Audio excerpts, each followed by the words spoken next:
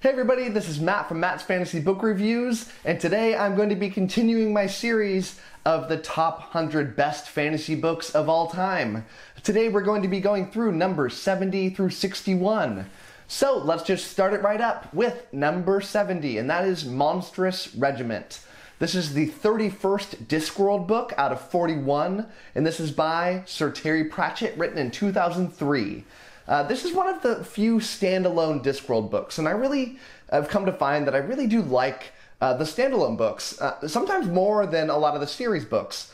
And I don't really know why, because in the series I come to really cherish a lot of these characters, and we don't have to do all that character development because I already know who they are, and we can just kind of get going into the plot. But I really do love a lot of these standalones, like Small Gods and Monstrous Regiment, and I actually really like Pyramids, which I think most people, it's probably one of the least liked Discworld books, but I really liked it. But in this book, it was about this girl who is pretending to be a boy, so she signs up for the military, and girls aren't allowed in the military. And the hijinks that go along with trying to keep this secret. It's a really fun take on sexism in the military, which is a very specific thing to have a satire about. But it works in this book, and this isn't like a super short Discworld book. It's a, decently meaty-sized Discworld book.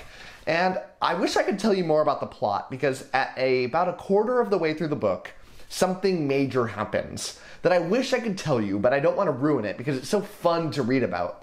But it changes the entire rest of the book, and so I could spend a lot of time talking about this plot, but I can't really say much more than I did. But trust me, the twist in this is wonderful, and Discworld is not known for its twists. It's a very straightforward series. And this is one of the only times I remember just being shocked in a very funny and inventive way. And you'll know it if you read this book, what I'm talking about when it happens, because it's just so fun. I can't wait to read this book again with the understanding of it for that first quarter. But yeah, the twists are like equal parts hilarious and shocking and just so good. Discworld can be very hit and miss for me. And but in this one, I was constantly smiling, constantly giggling. It's not like as laugh out loud funny as some of the other Discworld books, but it's probably in the upper half of funny for Discworld books. But I thought the plot was so well done, and this twist that happens and the rest of the plot that goes along with what that twist was is just so good. The one criticism I'll say about this book, because we're not at the point of the series, of this 100 series, where I'm not going to have any criticisms. I'm still going to have some criticisms for some of these books. But I thought the ending dragged too far. And this is a common criticism I have with Discworld. And I find that this is true for a lot of comedy. Saturday Night Live, I think, is usually plagued with this, where they'll have this really funny skit, but they don't know how to end it. Either it'll drag way too long, or it'll just kind of abruptly stop. And Discworld kind of does the same thing. It can do so well at the beginning and the middle, but the end, I don't love most of them. It's very rare that I actually am in love with a Discworld ending, and that's very true here as well. But yeah, I think that even though this is a standalone, I would not suggest that you read this as your first book. I still think that the best starting point is Guards. It introduces you to the best characters and the best subplot of the series. And that's not just me who says that. I think like 95% of people that read Discworld would tell you what I just said. But I think the other good starting point is Small Gods, one of the standalone books that's much early on in the series. It would give you a good flavor for what the series is all about, and it's one of the funniest Discworld books. But yeah, number 69 is Bloodline. This is the 9th in the Cradle series out of 12 by Will Wight, written in 2021. There's currently 11 Cradle books out, and the 12th is going to be coming out sometime early 2023. It got delayed a little bit, but it's definitely going to come out 2023. And it's kind of hard for me to talk about this book because we're in the 9th book of this series, and virtually everything that I could say about this is going to be a spoiler. And this series that I'm putting out here is entirely non-spoiler, but there are some things I can say. I love the intro chapters to this book. And, even though Cradle is about this group of friends that are on this planet, very early on in the series, you realize that there's a much bigger story going on, up in the stars.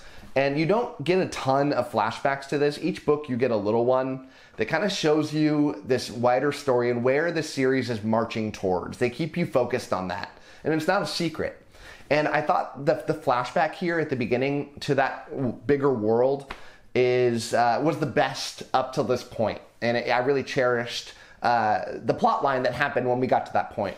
Now, for the book itself, I can't say what this is about because it would ruin so much. But what I will say is that the characters revisit a location that we've seen before. And I love that they did this. I love that we got to see a previously known location, talk to some previously known characters, and the journey that these characters went on once they got there. And I won't go any further than saying that. But if you've read this, you know why I'm not saying what I'm trying not to say. I really loved the ending of this book. Every Cradle book kind of ends with a big fight. And this one was larger than life. It was huge. It was powerful. The imagery is just seared into my brain. It had a different take than a lot of the previous fights in that I didn't really see where this was going to go. And I did not accurately predict what the result of that fight would be. And it was a lot more complex. And I liked a lot to be shocked by that because this series is not really into shocking you or surprising you. It's got a lot of, very telegraphed plot progression here. And that's what Cradle really is. This is a progression fantasy. And in progression fantasy, if you don't know what that is, if you watch my videos, you probably do because I talk about it all the time. Because I love that subgenre. But it's kind of video gamey where characters will almost literally level up. And throughout the books, they'll get stronger and stronger and stronger until they reach this all-powerful state by the end of the series. And I love that. It's so addicting to me. It reminds me of like an RPG, something that I love. I'm a big video game fan, so these books have it in spades. I think this is like the definitive series to read if you want to get into progression fantasy. But you got to read the first few books of the series to really get into it. The first couple books are a little weaker, but books 3 and on, I think, really start popping off, and you see that bigger world. But yeah, the final fight is just so good, and it just continues this series being so wonderful. And I love that a book so late in the series is so high up on my top 100 list because it's the sign of a really special series. So if you've not checked out Cradle, go pick it up. It's so cheap, and I think that you can actually get Kindle Unlimited. There's free trials out there, and like month free trials, and you'll speed through these books in weeks because they're so small and they're so addicting that if you read on Kindle and you have not utilized your free month of Kindle Unlimited, this is a great thing to do it towards. Number 68 is The Dragon Reborn. This is the 3rd book in the Wheel of Time series out of 15 books, or 16 if you want to include the prequel, by Robert Jordan, written in 1991. And I just thought this was the book where the series really started to turn into what it is. The first book in the Wheel of Time was one of the weaker ones, and mostly because it's just a straight ripoff of Lord of the Rings. And I did not love that rip-off story because I already knew it and it felt just so unoriginal. Now, I get why it happened because when the first book came out, fantasy books were not what they are today and as popular as they are today, and you didn't really get published unless you borrowed a lot from Lord of the Rings, and it certainly happened. Now, the second book started to turn it into its own thing. It had a lot of the same qualities, though, of like the very direct quest of point A to point B. But this one, it finally started to turn into its own thing, and Robert Jordan's vision started to get realized. And, the world started to expand, and you started getting that really grand world building that I have come to really cherish from the Wheel of Time. That's one of the major aspects of that series that I love. It's definitely the highest score I would give to the series on kind of my checklist of things that I like in a fantasy book, because the world building is just so wonderful. Now, the pacing of this book I thought was a lot better and a lot more enjoyable. It had a slower first half, and I like a slow burn to my series. I like a lot of different kinds of progression in my books, but I do love the classic fantasy take of slow about the first half and then a lot more blistering in the second half. And this book did that very well. I liked that Rand, who's kind of the main character of this series, although there's a ton of characters, you could make an argument for a lot of different people, but I think Rand is kind of the main protagonist of this series, and he gets a much smaller role in this book. Now, I love Rand. I love Rand chapters, but I love that he got a background role. You know, why? Well, it's because it's a 15-book series, and you can't keep talking about the same thing over and over. You're going to get bored as a reader. And with so many characters in this series, I cherished that we got to take a little time and spend some deep dives into some of these other main characters so that I could come to appreciate them and love them more. You know, one example is Matt. You know, Matt got a big role in this book, and I love Matt. I didn't love him before this book, but this is where my love affair for Matt began. Now, Matt is a character that will routinely get brought up as the best character in all of fantasy, certainly of this series. And so I liked that we got to do that deeper dive.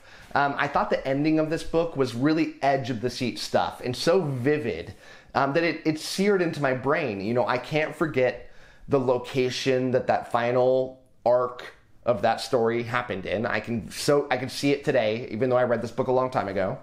And I know every single event that happened. It doesn't get blurred like some of these other real-time books do for me, where, you know, it'd be hard for me to tell you the plot differences between some of those books.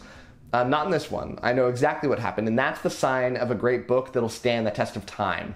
And this is why I think The Dragon Reborn has increased over the years for me as I've read it originally in terms of how much I've liked it, because of how much I remember it and these iconic moments that I will always cherish. So, you know, if you're reading The Wheel of Time and you've read that first book and maybe the second one and you're like, yeah, this isn't really for me, I think you have to read this book to really know whether you're in or out. And that's a hard ask of people because these books are so large, but I think you're doing a disservice if you quit out earlier than this book.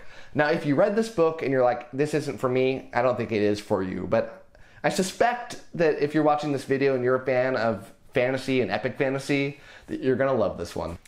Number 67 is Assassin's Apprentice. This is by Robin Hobb, and it is the first in the Realm of the Elderlings series. This one was written in 1995, and the Realm of the Elderlings series is 16 books long. This is part of a trilogy which fits into the wider Realm of the Elderlings, and this is called the Farseer trilogy. I think that's what it's called, but I know Farseer's in the name. And, you know, the big reason that I love and cherish this book and that it's so high up on my list is that this is where the journey began. The Realm of the Elderlings is a top 5 favorite series of all time for me. And so I will always look back on this book with fond memories. It worked really well to set the tone for what this is. Now, the plot is arguably not great. It's boring. And I'm not going to hide the fact that the plot of this is boring. I think a lot of the Realm of the Elderlings plots are boring. It's probably the most boring plots out of any of my top 10, top 20 series. That's not why I love the Realm of the Elderlings. I love Realm of the Elderlings because the characters and the writing quality are, you know, 6 out of 5s on a grading scale. If I gave a 6 out of 5, that's what they would be. But the plot is about this boy, Fitz, who, and it's all told in the first person. He's orphaned, not orphaned, but he is, he's born from a royal lineage, and he doesn't realize that he has royal lineage. And within the first chapter, he gets taken to the castle to be raised up by the royal family. Now, he's a bastard, though, and so he can't get like this forefront role in this major, like, I'm prince. But what they do is they secretly teach him to be an assassin behind the scenes. Now, this book is not really about assassins and assassinations, even though that's in the title of this book, and it's kind of core to what this book's about. But what the assassin's piece of this book is to develop the relationship between Fitz and his mentor. There's not very many assassinations in this series, very, very, very few of them. This is a relationship book, and about feelings, and about growing.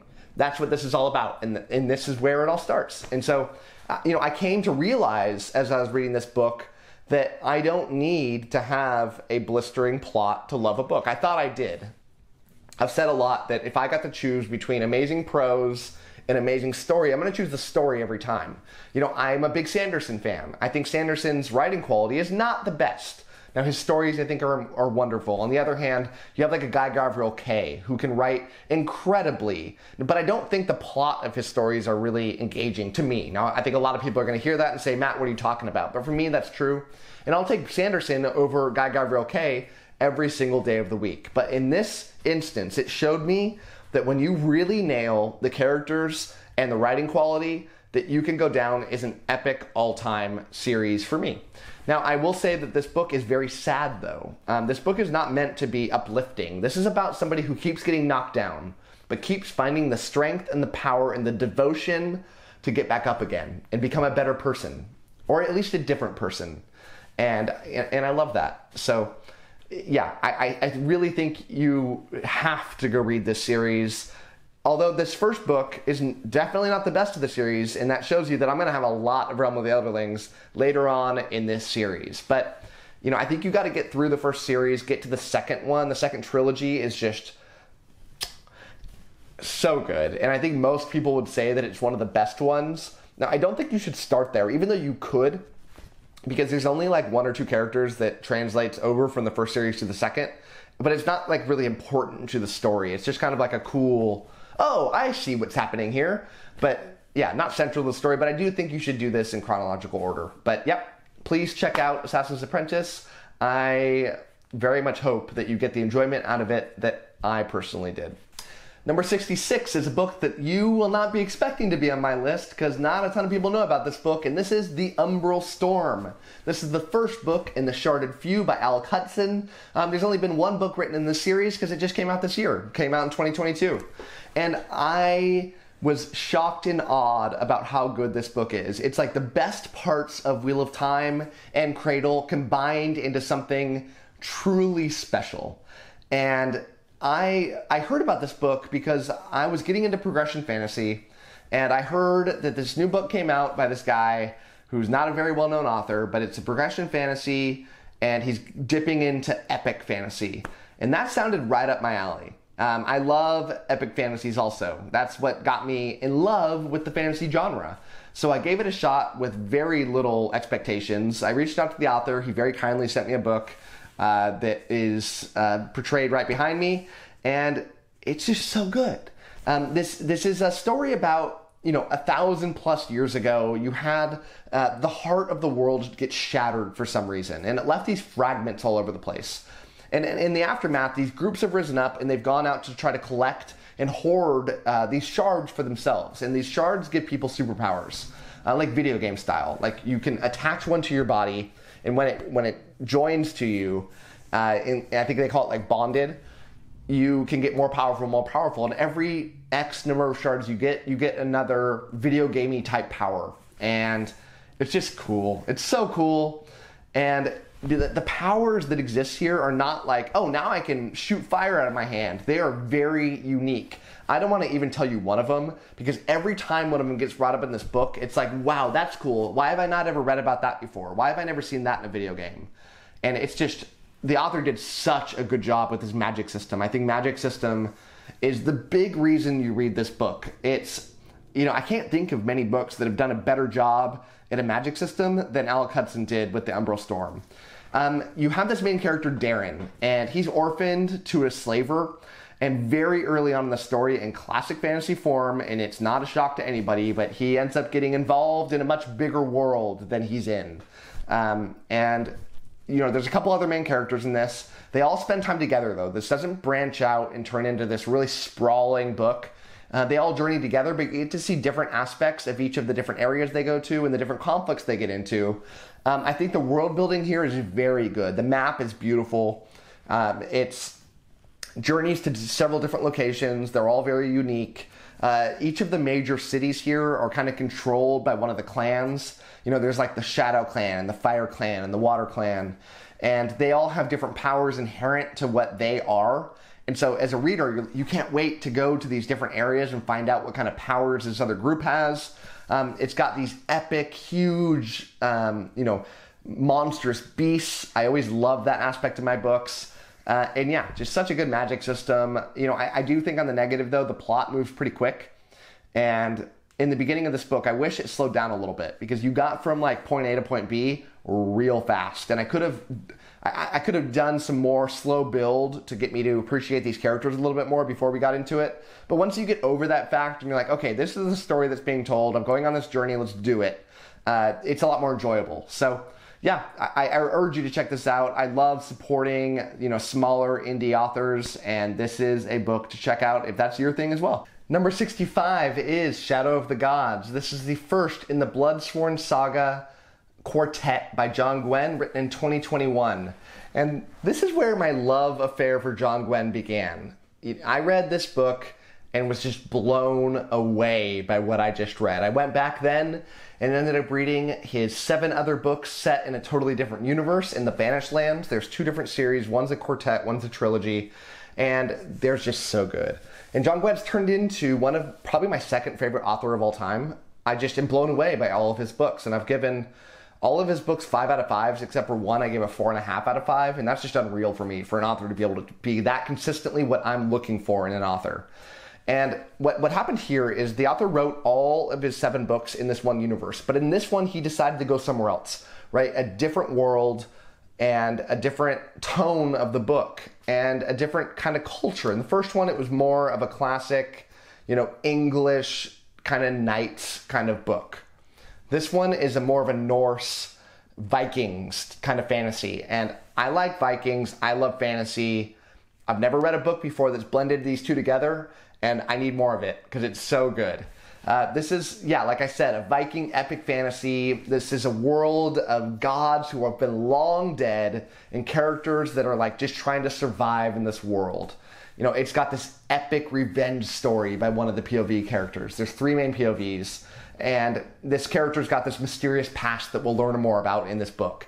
It's a tale of like these savage bands of mercenary warriors, like the classic Vikings, who are like equal parts brutal and compelling. And it's a tale of a fractured political structure where you have these different kind of city-states that you have these major powers that are coming to suck them up that, are really fracturing the world, and the people that live in it are constantly in fear and trying to just survive. It's a very dark tone. And in John Gwynne's first series, it was a lighter tone. This one feels just like a dark palette, and I like the more serious tone that this book had. It's got shocking twists. It's got, this incredible battles. John Gwynne is, bar none, the greatest battle writer that's ever existed in fantasy.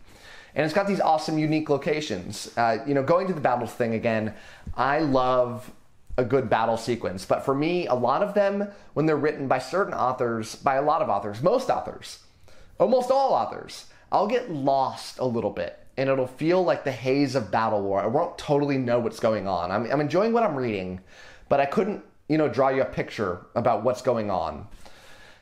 In John Gwynne's book, that's not the case. He tells them in such a vivid quality that you understand everything about what's happening. I could tell you all of the major events that happened in every single one of the battles that I've ever read by John Gwynne, even now, even though it's been a long time since I've read all these books, because they're just so well done. And I'm not the only one that says that. I think most people will tell you, if there was, a discussion about the greatest battle writer, it would be John Gwynne, probably number 1, and Joe Abercrombie, number 2. I think all of the POVs here were deeply compelling and very interesting. The end of the book pops off in such an amazing way. I won't say anything about what happens, but it's just so amazing. Number 64 is The Black Company. This is the first of 9 books in the series with the same name, and this is by Glenn Cook, written in 1984. This is a gritty fantasy mercenary story that is so unique. There's a couple things that I think are so cool about what made this book what it is, and have never really been replicated to the level and the high execution that Glenn Cook did. Even though this book was written in the mid-'80s, no one's been able to do it like this, and I want to go over those. One is the way the book was written. This comes off like a Vietnam War diary, kind of. It's not in like a Vietnam modern thing. It's way, way, way old school, magic, wizards, swords, that kind of thing. But it's written that way because in this mercenary band, you have somebody who's an analyst at all times. And this mercenary band is many hundreds of years old, but they always from the beginning have had an analyst who does the diary of what happens in the major events and the small events that have happened. And you're reading the book as if you're reading that diary. So it all comes with this enormous bias from the person who's writing it. And throughout the series, the analyst changes. And what makes Glenn Cook so special is that he's able to change the POV on who's writing this story to somebody fairly often. I think there's 4 different people that end up writing this, and the tone entirely changes. Their entire writing style changes, and it takes guts to be able to do this as an author, to say, look, you may have loved what I did before, but get over it because I'm going somewhere else now. And you might not like it, but tough. We're doing it now. And I just love the guts that it took for Glenn Cook to do it, and he did it with such perfect execution. In this first book, though, it tells the story of this mercenary band who is, they're not good guys. They're not bad guys. They're just guys who are taking a contract. They don't care who they work for. And the people that they work for at the beginning of this book is essentially like the Wicked Witch of the West. This evil, evil queen that rules the land, and they don't care. They're working for her. That's who pays them. They don't care. I love it. You know, I love the banter between the cast of characters here because they love each other, they hate each other, and they're there for each other. That, you know, it reminds me of what you would think of from a group of military, like a real military unit, where they're not all, you know, this cheery best friends, but they have each other's backs. And, you know, they act like they hate each other, but you can tell that they really do love each other. And it's really cool to read a book that has that dynamic in it. You know, the only other book that I've seen be able to do it is Malazan. You know, think The Bridge Burners from Malazan. And a big reason that you can say that is because when Steven Erikson was writing Malazan Book of the Fallen, he said that he used the Black Company as a major inspiration for him. And it really, you can read it very clearly when you're reading both of these books and seeing where that inspiration came from. So you can read this book as a one-off also. You don't have to keep going. It does not end on a cliffhanger. You know, it finishes up a nice little tight story. Now, it does go in really crazy, fun directions that I urge you to keep going because I love the ending of this series and a lot of the books in between. You know, I think I gave almost all of them at least a 4 out of 5. And I only gave one of them a 3 out of 5, and it was because it was this weird book that was not really having to do with the rest of the plot. It was kind of like a mystery story, and I'm not a big mystery story fan. But yeah, you got to go read The Black Company. It set the tone for a lot of books, and I think a lot of fantasy books would not be written today had it not been for this seminal work of The Black Company. Number 63 is Kellanved's Reach. This is part of Malazan Path to Ascendancy, book 3 of 6.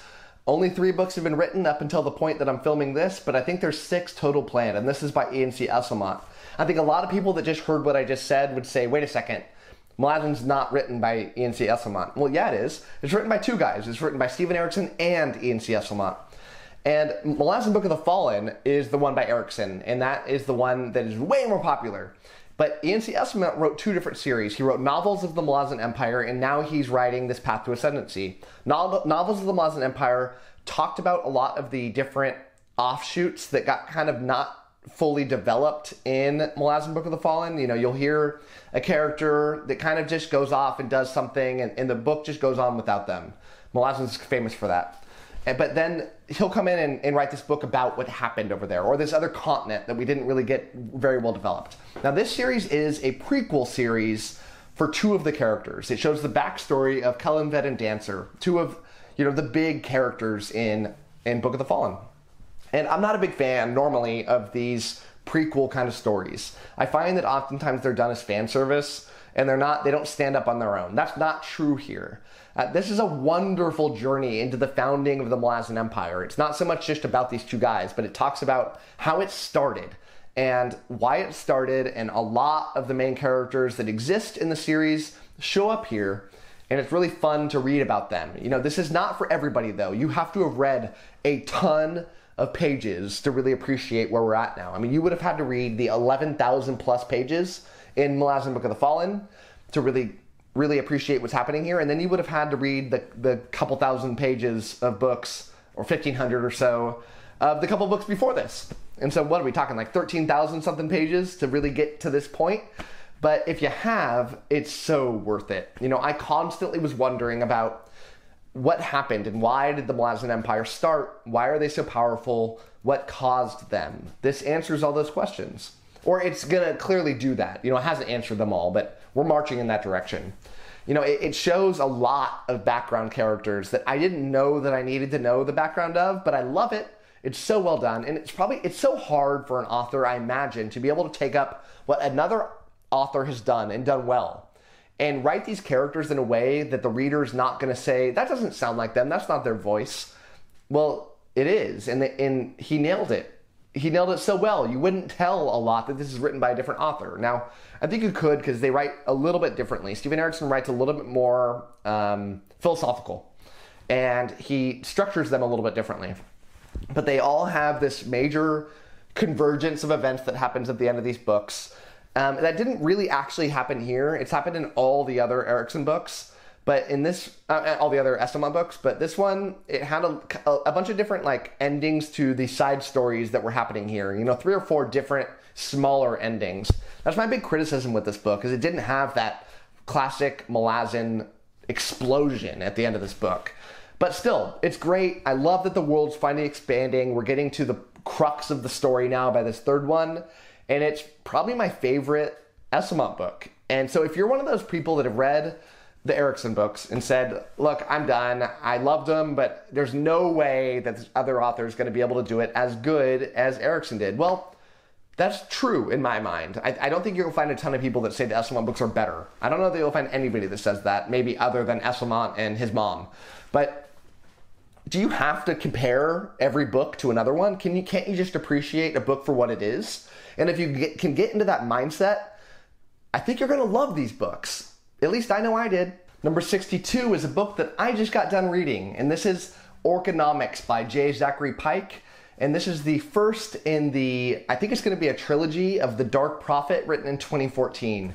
And I'm so glad that I read a book that's so good this late into the year, because I wrote my top 100 list and I left a couple spaces in there for books that I knew would probably be amazing that I'd have to slip in and essentially put placeholders. And this book took one of those placeholder spots. Thank goodness it did, because I would have been in a weird bind if not enough books were awesome at the end of the year. Luckily, I filled them both. I think more books since then should deserve to be up in that list, but I don't have enough room anymore, but Orconomics took one of the spots.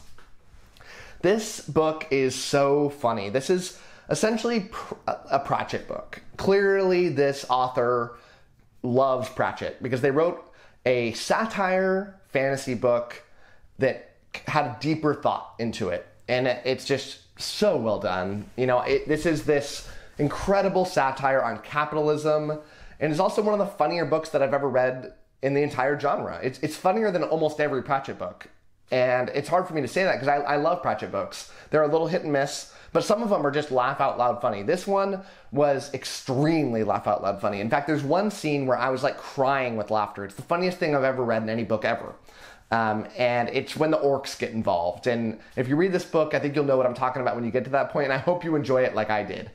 You know, the story here itself is this classic tale of a group of adventurers who are given a fetch quest. It almost feels like a book that ties together a bunch of little short stories, each of which are amazing on their own, but then they get kind of tied into the whole. There's so many like video game and RPG, like Dungeons and Dragons type kind of tie-ins to this that are super interesting. Like, characters literally take potions, they get levels, and it's really fun.